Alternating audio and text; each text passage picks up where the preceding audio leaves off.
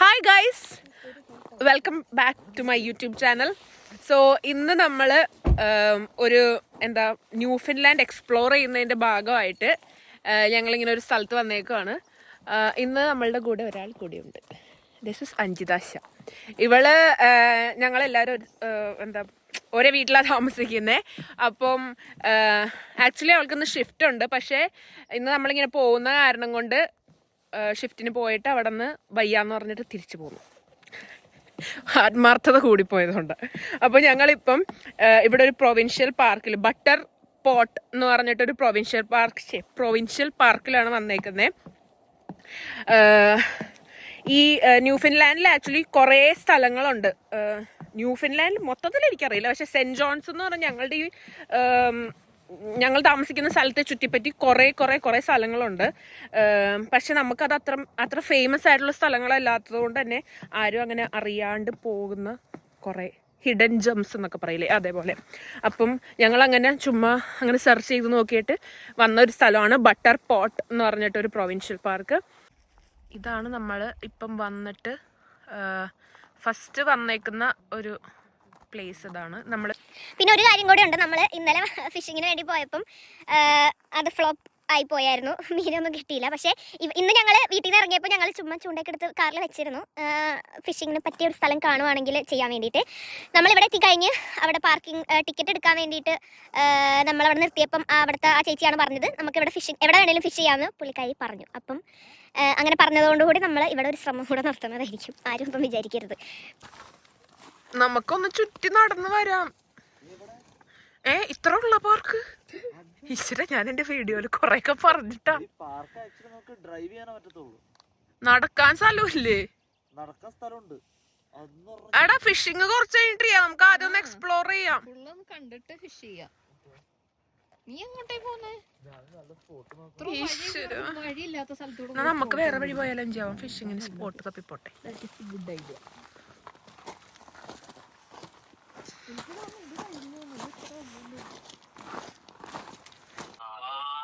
എന്റെ യൂട്യൂബ് ചാനലിൽ പറയാൻ വേണ്ടിട്ടുള്ള ഡയലോഗ് പറഞ്ഞു തരുവാണേ. പറ കേക്കട്ടെ. കഴിഞ്ഞ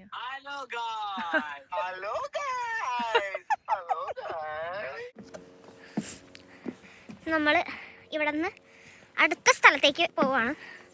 ഈ വഴി തന്നെ വന്നത്, നമ്മൾ ഈ വഴി തന്നെ തിരിച്ച് പോവുക. ഇവിടെ നിന്ന് കുറേ വഴികൾ അങ്ങോട്ടും ഇങ്ങോട്ടും. അമ്മേ ഇപ്പോൾ വിടാനേ. നമ്മളിപ്പം കയറിയേക്കുന്നത് ഇത് ക്യാമ്പ് സൈറ്റിന്റെ റോഡാണ്. ഇതിന്റെ ഉള്ളിലാണ് ഇങ്ങനെ ഓരോ സ്പോട്ടുകൾ കൊടുത്തിട്ടുണ്ട്. എനിക്ക് തോന്നുന്നു ഇതിന്റെ ഉള്ളിൽ നാല് സൈറ്റ് അല്ലേ? ഇതിന്റെ ഉള്ളിൽ 4 സൈറ്റുകളാണ്. ഇവിടെ നോക്കിയാൽ കാണാം. നമ്മൾ നേരത്തെ വന്ന സ്ഥലത്ത് അത് മറ്റേ ബീച്ചായിരുന്നു. ആ ബീച്ചിന്റെ ഏരിയയിലാണ് നമ്മൾ ആദ്യം പോയത്. അപ്പം ഇങ്ങോട്ട് വന്നപ്പോഴാണ് മനസ്സിലായത് ഇവിടെ ഇത്രയും അധികം ക്യാമ്പ് സൈറ്റുകളുണ്ടെന്ന്. This is our second place. ഇത് ആ നേരത്തെ പോയതിൻ്റെ തന്നെ വേറൊരു സൈഡാണെന്ന് തോന്നുന്നു.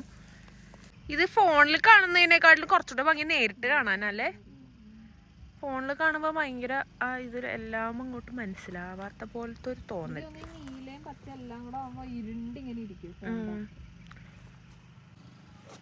ഇതാണോ ഇത്? പോളറൈസ്ഡ് ഗ്ലാസ് ആണ്.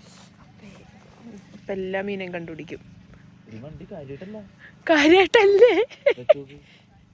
കാര്യമായിട്ടാണെന്നല്ലേ പറയേണ്ടത്? ആക്ച്വലി വേറെ വ്യത്യാസം എനിക്ക് ഒന്നും തോന്നുന്നില്ലേ? വെള്ളത്തിന്റെ അടി കാണാൻ പറ്റല്ലേ? സോ ഇവിടെ വന്ന് ഇത്ര ശാന്തമായൊരു സ്ഥലം കണ്ടപ്പം ജോസ് തോമസിനുള്ളിലെ ഫിഷർമാൻ ഉണർന്നു. അത് ഓടി വന്നൊരു ചൂണ്ട അങ്ങോട്ട് വേഗം ഇട്ടതേ അവിടെ കിടപ്പുണ്ട്. ഇത് കൊത്തിയാ മതിയായിരുന്നു.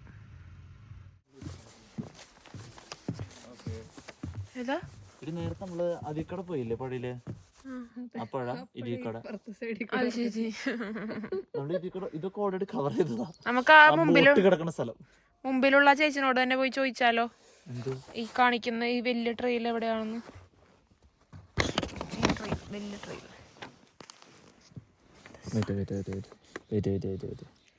തൊടാൻ പോലും സമ്മതിക്കൂലേ? Big ഓട്ടർ pond. എന്താ ഒരു സൗണ്ട്? അവര് ബീച്ചിലുണ്ട്. ഇവിടെ എന്തോ ആര് ആരണ്ടൊക്കെ ഉണ്ട് കഥ. ഞാൻ ചോദിച്ചത് ഞാൻ പറയുന്നതൊക്കെ വേറെ വേറെ കാര്യങ്ങളാണല്ലോ. അവിടെ എന്തൊരു ഒച്ചാന്നല്ലേ? ഞാൻ ഈ പുല്ലിന്റെ ഇടയിൽ എന്താ ഒച്ചാന്നാ ചോദിച്ചത്. അപ്പൊ പറയുന്നത് ബീച്ചിൽ ആരോ ഉണ്ടെന്ന്. നല്ല ഉത്തരം. നമ്മൾ അപ്പുറത്തും ഇപ്പുറത്തും സൈഡിലൊക്കെ ഉള്ള കുറേ പോണ്ടുകളിലൊക്കെ പോയി. പക്ഷെ അവിടെ ക്യാമ്പിങ്ങിനുള്ള സൈറ്റുകളാണ് അതൊക്കെ. അപ്പം ഞങ്ങൾ അവിടെ നിന്ന് തിരിച്ച് നമ്മൾ ആദ്യം വന്ന സ്ഥലത്തോട്ട് തന്നെ വന്നേക്കുവാണ്. പിന്നെ ചൂണ്ടയും പിടിച്ച ഒരാൾ പോകുന്നു. പിന്നെ ആരോ ചൂണ്ടയിൽ കൈവിഷം കൊടുത്താണോ എന്ന് എനിക്ക് സംശയമുണ്ട്. കാരണം എനിക്കറിയാം പാടില്ല, എവിടെ ചെന്നാലും അവന് ചൂണ്ടയിടണം. അപ്പം ഇവിടെ നമ്മൾ നേരത്തെ വന്നപ്പോൾ ഞങ്ങൾ സമ്മതിച്ചില്ല ചൂണ്ടയിടാൻ. ആദ്യം തന്നെ വന്ന് ചൂണ്ടയിടണ്ടെന്ന് പറഞ്ഞിട്ട് ഞങ്ങൾ ഇവിടെ നിന്ന് പിടിച്ചു വലിച്ചു കൊണ്ടുപോയതാണ്. അപ്പോൾ തിരിച്ചവിടെ തന്നെ എത്തി. നമ്മളിപ്പോൾ ആദ്യം വന്ന സ്ഥലത്ത് തന്നെ സ്റ്റക്കായിട്ട് ഇങ്ങനെ നിൽക്കുവാണ്. സ്റ്റക്കായത് വേറൊന്നും കൊണ്ടല്ല, നമ്മൾ വേറെ പല സ്ഥലത്ത് പോയി ചുറ്റി നടന്നു കറങ്ങി തിരിഞ്ഞതേ ഇവിടെ തന്നെ വന്നെത്തി. ഇതുകൊണ്ടാണ് നമ്മൾ സ്റ്റക്കായിട്ട് നിൽക്കുന്നത്. സോ നമ്മൾ ഈ ഹിഡൻ ജെമ്മിൽ നിന്ന് തിരിച്ച് വീട്ടിലോട്ടല്ല തിരിച്ചു പോവാണ് അടുത്ത ഹിഡൻ ജെം അന്വേഷിച്ചിട്ട്. ഇത് ആക്ച്വലി അടിപൊളി സ്ഥലമാണ്. ഈ ക്യാമ്പിങ്ങിനൊക്കെയാണ് വരുന്നതെങ്കിൽ അടിപൊളിയായിരിക്കും. ഇത് നമ്മൾ ക്യാമ്പിങ്ങിന് വേണ്ടിയിട്ടല്ല, നമുക്ക് അറിയത്ത് പോലും ഇല്ലായിരുന്നു ഇവിടെ ക്യാമ്പിങ്ങൊക്കെ പറ്റുമെന്ന് അറിഞ്ഞാലും നമ്മൾ വരില്ല, അത് വേറെ കാര്യം. നമ്മളിപ്പോൾ ഒരു പോണ്ടിൽ വന്നേക്കുവാണ്. ഈ ബാക്കി കാണുന്നതാണ് ദേ അഞ്ചി അവിടെ നിന്ന് ചൂണ്ടിടുന്നത്. ഞങ്ങള് വീണ്ടും മീൻപിടുത്തത്തിലോട്ട് തന്നെ ഞങ്ങൾ തിരിച്ചെത്തി. അപ്പോൾ ഞാൻ ഗ്ലൗസൊക്കെ ഇട്ട് ചൂണ്ടിടാൻ വേണ്ടി.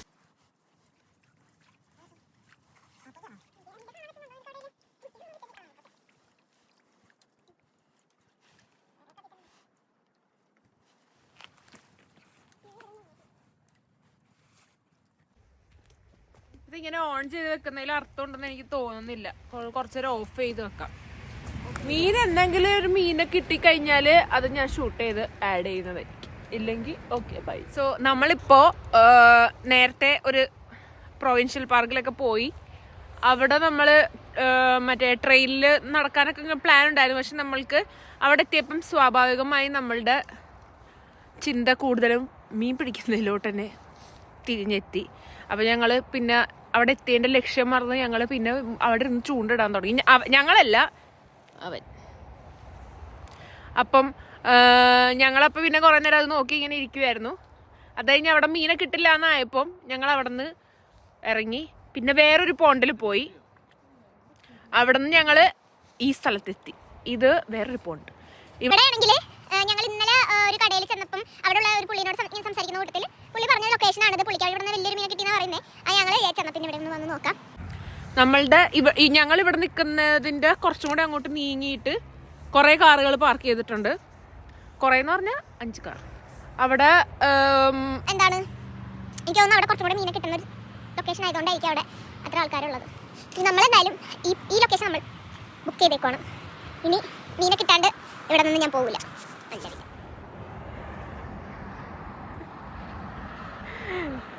കുറേ നേരമായി ഞങ്ങള് ഈ ഒരു സ്ഥലം മൊത്തം ചുറ്റി നടക്കുന്നേ. ഇന്നും കൂടെ അവന് മീൻ കിട്ടിയില്ലെങ്കിൽ അവനൊരു മെന്റൽ ഡിസൂസായി മാറും. ഭയങ്കര സങ്കടമാണല്ലോ. എന്താ അവിടെ പോണോ? എന്താ നമുക്ക് മണ്ടി പോണ്ട് പോയാലോ? ബാ എന്നാ, സമയം കളയണ്ട. ഭയങ്കര ബാഡായി നിൽക്കുക മീൻ കിട്ടാത്തോണ്ട്. മുഖം നോക്കി.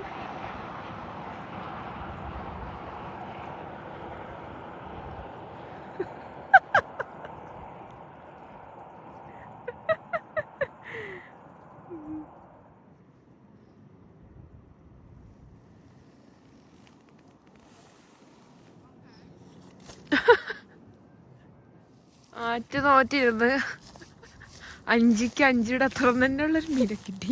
ഒയ്യോ പാവം, ഇതിനെങ്ങനെ വന്നതുമ്പോ കൊത്താൻ തോന്നി. കൊറേ ഫ്രണ്ട്സ് ഉണ്ടായിരുന്നു എന്റെ, പക്ഷെ എറിഞ്ഞു കളഞ്ഞതിന് എനിക്കതിന് വളർത്തണം. വളർത്താനായിട്ട് എവിടെ ഇടും? ആ ഗ്ലൗസിൽ വെള്ളം നിറച്ചിട്ട് അല്ല, പക്ഷെ ഗ്ലൗസിന് ഓട്ടമുണ്ട്. ഓക്കെ, ആ കിട്ടിയ മീനിനെ 5 വളർത്താൻ വേണ്ടിട്ട് കൊണ്ടു.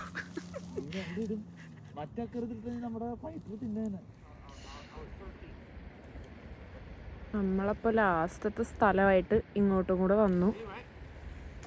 എന്തിനാ വന്നതെന്ന് വെച്ചാൽ എനിക്ക് അറിഞ്ഞൂടാ. നമ്മൾക്ക് ഇവിടെയും ഈ പറഞ്ഞ പോലെ അങ്ങനെ കിട്ടുമെന്ന് പ്രതീക്ഷയൊന്നുമില്ല. പക്ഷെ നമ്മൾ ചുമ്മാ അങ്ങ് വന്നു. എന്തായാലും കുറച്ചുകൂടെ ടൈമുണ്ട് സൺസെറ്റിനപ്പം. അപ്പോൾ ദേ അവിടെ ഒരു പുള്ളി അവിടെ നിന്ന് ചൂണ്ടിടുന്നത് കണ്ടപ്പം വേഗം അവിടെ പോയിട്ട് ഇങ്ങനെ ചോദിക്കുക അടുത്ത സ്ഥലവും അടുത്ത ഡീറ്റെയിൽസും ഇനി എന്തൊക്കെ ഇട്ടാലാണ് മീനിനെ കിട്ടുക, ഇതൊക്കെ അറിയാൻ വേണ്ടിയിട്ട് പോയേക്കുക. സോ നമ്മളിപ്പോൾ വീട്ടിലെത്തി. നമ്മളിപ്പോൾ തിരിച്ച് വീട്ടിലെത്തി. ഞങ്ങള് ലാസ്റ്റായിട്ട് ഒരു സ്ഥലത്തും കൂടെ ഫിഷിങ്ങിന് വേണ്ടി പോയിട്ടുണ്ടായിരുന്നു. പക്ഷെ അവിടെ നിന്ന് നമുക്ക് ഒരു ലോഡ് പുച്ഛമാണ് കിട്ടിയത്. കാരണം ഞങ്ങൾ അവിടെ ഫിഷിങ് ചെയ്തുകൊണ്ടിരിക്കുന്ന സമയത്ത് ഒരു പുള്ളി വേറൊരു ഒരു പുള്ളിക്കാരനും കൂടെ അവിടെ നിന്ന് ഫിഷിങ് ചെയ്യുന്നുണ്ടായിരുന്നു. അപ്പം പുള്ളി ഞങ്ങളുടെ ചൂണ്ടയുടെ മറ്റേ ഫ്ലോട്ടിങ് ഇട്ടേക്കുന്ന ബോളും പിന്നെ ഫിഷ് ബെയ്റ്റൊക്കെ കണ്ടപ്പോഴത്തേനും പുള്ളിക്ക് ഭയങ്കര ഒരു പുച്ഛം. കളിയാക്കി പറഞ്ഞതല്ല, പക്ഷെ പറഞ്ഞു ഇങ്ങനെ ഇട്ട് കഴിഞ്ഞാൽ നിങ്ങൾക്ക് ഒരിക്കലും മീനെ കിട്ടില്ല. അപ്പം പുള്ളിയാണെന്നുണ്ടെങ്കിൽ ഒരു 30 years എക്സ്പീരിയൻസ് ഉള്ളതാണ് ഫിഷിങ്ങിൽ. പിന്നെ പുള്ളി കഴിഞ്ഞ 2 ദിവസമായിട്ട് ഉറക്കമൊന്നും ഇല്ലാണ്ട് മീനെ പിടിച്ചോണ്ടിരിക്കുകയാണെന്നാ പറഞ്ഞേ. അപ്പൊ ഞങ്ങളുടെ അങ്ങനെ ഭയങ്കരമായിട്ട് അങ്ങോട്ട് പുച്ഛിച്ച്, പക്ഷെ എന്തോ മേടിക്കണ്ടേ, എന്തിട്ടാലാ കിട്ടുന്നേ, അങ്ങനെയൊക്കെ പറഞ്ഞൊക്കെ തന്നു. അപ്പൊ ഇത് കേട്ടപ്പോഴത്തേനും ഞങ്ങളുടെ മനസ്സ് മൊത്തത്തിൽ ചത്ത്. അപ്പൊ പിന്നെ ഓൾറെഡി ഭയങ്കര ടയർഡ്. കാരണം രാവിലെ ഞങ്ങള് മറ്റേ ഹൈക്കിംഗ് പറഞ്ഞ് ഇറങ്ങിയതാണ്. പക്ഷെ വീണ്ടും മറ്റേ കറങ്ങി തിരിഞ്ഞ് ചൂണ്ടയിടലിൽ തന്നെ വന്നെത്തി. അപ്പം ഞങ്ങൾക്ക് മീനെ കിട്ടാത്തതിൻ്റെ ഒരു ഡിസപ്പോയിൻമെൻറ്റും എല്ലാം കൂടെ, പിന്നെ പുള്ളിയോ അങ്ങനെ പറയുന്നതും കൂടെ കേട്ടപ്പോഴത്തേനും പൂർത്തിയായി. അപ്പം തന്നെ ഞങ്ങൾ തിരിച്ചിങ്ങോട്ട് പോകുന്നു. ഇപ്പോൾ ഞങ്ങൾ വീട്ടിലെത്തി. ഇനി നമ്മൾ ഈ ആഴ്ച ഫിഷിംഗ് ഇല്ല, നമ്മൾ ഇനി അടുത്ത ആഴ്ച ഫിഷിങ്ങിന് പോകുള്ളൂ. അതെ, അടുത്ത ആഴ്ച ഞങ്ങൾ പഠിച്ച് എന്തൊക്കെയാണ് ചെയ്യുന്നത് ഞാൻ കാണിച്ചു തരുന്നില്ല. കാണിച്ചാൽ ഭയങ്കര കോമഡി ആയിപ്പോൾ. ഓക്കെ, അപ്പം അത്രേ ഉള്ളൂ. വേറൊരു കാര്യം കൂടി പുള്ളി പറഞ്ഞിട്ടുണ്ടായിരുന്നു. അതായത് നമ്മൾ പിടിക്കാൻ വേണ്ടി പോയത് ട്രൗട്ട് ഫിഷിനെയാണ്. അപ്പം നമ്മൾ സാധാരണ ഒരു ചൂണ്ടയും സാധാ ബെയ്റ്റൊക്കെ ആയിട്ട് പോയി കഴിഞ്ഞാൽ കിട്ടില്ല പുള്ളി പറഞ്ഞത് ഫ്രഷ് വാട്ടറിൽ ജീവിക്കുന്ന ഇതിൽ ഏറ്റവും ബുദ്ധിയുള്ള മീനാണ് ട്രൗട്ട് ഫിഷ് എന്നാണ്. അപ്പം ട്രൗട്ട് ഫിഷിനെ പിടിക്കാൻ വേണ്ടി ആരെങ്കിലും പോകുന്നുണ്ടെങ്കിൽ അതൊക്കെ ഒന്ന് ശ്രദ്ധിച്ചോ. കാരണം ഞങ്ങൾ പിന്നെ അതിന് ഇനിയിപ്പോൾ എന്തായാലും ഈ ആഴ്ച പോകുന്നില്ല. അപ്പം ഞങ്ങൾ പോയിട്ട് കിട്ടുവാണെന്നുണ്ടെങ്കിൽ ഉറപ്പായിട്ടും അതും കൂടെ ഞാൻ വീഡിയോയിൽ എൻ്റെ ചാനൽ ഷെയർ ചെയ്യുന്നതായിരിക്കും. അപ്പം അത്രേ ഉള്ളൂ. ശരി, ബൈ. ഇനി വേറെ എന്തെങ്കിലും ഒരു വീഡിയോ ഒക്കെ ഞാൻ എടുത്തിട്ട് അപ്ലോഡ് ചെയ്യുന്നതായിരിക്കും. അപ്പം do like, share and subscribe to my channel. Bye by.